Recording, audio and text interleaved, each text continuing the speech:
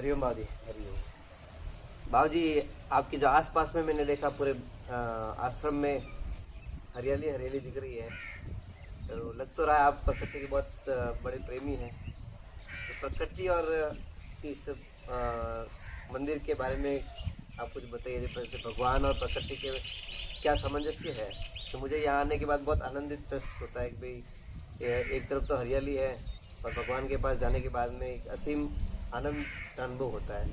तो आप ये भगवान और इस प्रकृति के बारे में कुछ बताइए। देखिए, प्रकृति हमें अपने मन को शांत करता है। जब हमारे आसपास प्राकृतिक सौंदर्यकरण है, तो उससे क्या होता है कि हमारे मन को शांति मिलती है। देखिए, आज जो बहुत सारे अनावृष्टि होना, बहुवृष्टि होना, इसका कारण क्या है कि प्रकृति को असंतुलन होता है। प्रकृति की असंतुलित वातावरण, ठीक है। प्रकृति ने हमें बहुत कुछ दिया, मैं को हर बहुत सारी चीजें दिया। मैं आपको बता नहीं सकता जो प्रकृति दे रही है हमें, लेकिन हम प्रकृति को क्या दे रहे हैं? धुआं, पोल्यूशन, खड्डे, पेड़ काटना, बहुत सारी चीजें हम प्रकृति को केवल नुकसान ही दे रहे हैं। प्रकृति ने तो हमें बहुत कुछ दिया, लेकिन प्रकृति को हम कुछ नहीं दे रहे। क्यों?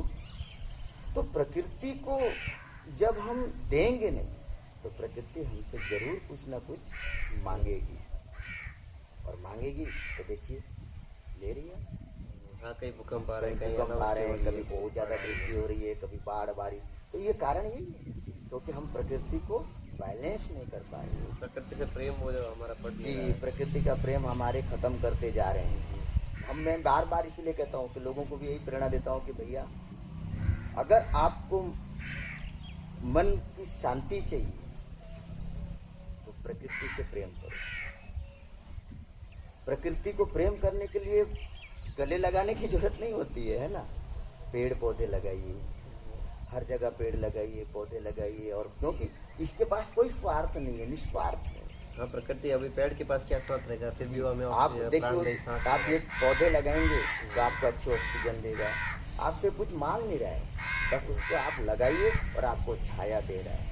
आप उसके नीचे बैठ के अपने आप को बहुत शांत महसूस करेंगे। मैं एक चीज़ अनुभव करता हूँ, मैं जब किसी व्यक्ति से मिलता हूँ ना, जब मैं प्रातःकालीन उठता हूँ, प्रातः जब मैं पूजा के लिए उठता हूँ, तो मुझे लोगों के पास किसी लोगों को मैं देखता हूँ, मेरे पास जो आने वाले होते हैं, तो वो लोग क्या करते हैं, किसी का चेहरा उतरा हुआ है, कोई किसी दुख से ग्रसित है, कोई रोग से ग्रसित है, कोई पैसे से, तो उनके चेहरे में जो है ना अजीब सी विकृतियाँ दिखती हैं।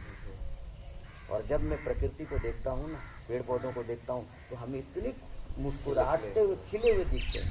तो उनसे मेरे को ऊर्जा मिलती है कि देखो मैंने इनको क्या दिया। केवल एक पौधा वृक्षारोपण किया, उसमें 1 लोटा जल दिया, और उसने मेरे को जो है ना ये नहीं मांग रहा है कि मेरे को और दे, ये दे, वो दे, नहीं कह रहा है।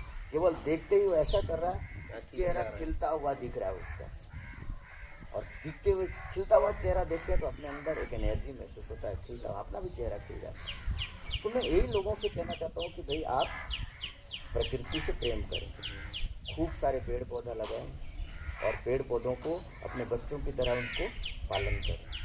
तो देखो फिर प्रकृति आपको क्या सुंदर वातावरण देता है, आपके चेहरे की जो तकलीफ है वो कैसा दूर होता है।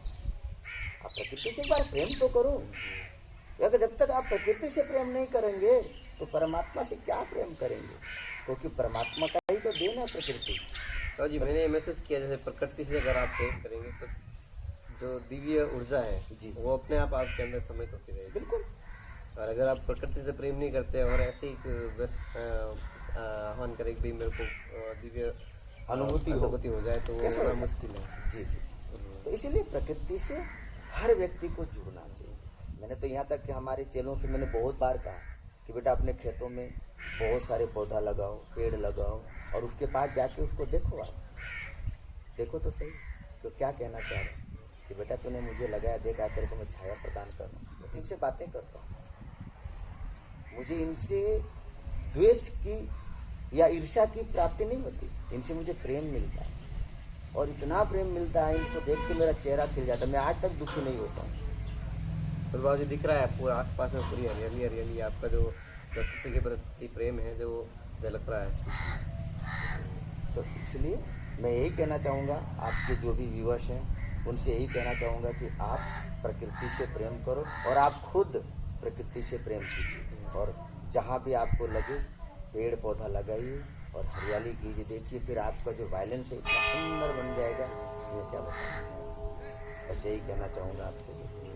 तो दोस्तों, बाबूजी ने कहा है कि जो हरियाली में है, जो एक दिव्य रूप को रोजाना देखते हैं, तो हमने भी महसूस किया है कि भाई जब पेड़ खिलखिलाता है तो उसकी जो हवा होती है, उसकी जो महक होती है, उससे हमें भी आनंद महसूस हुआ है।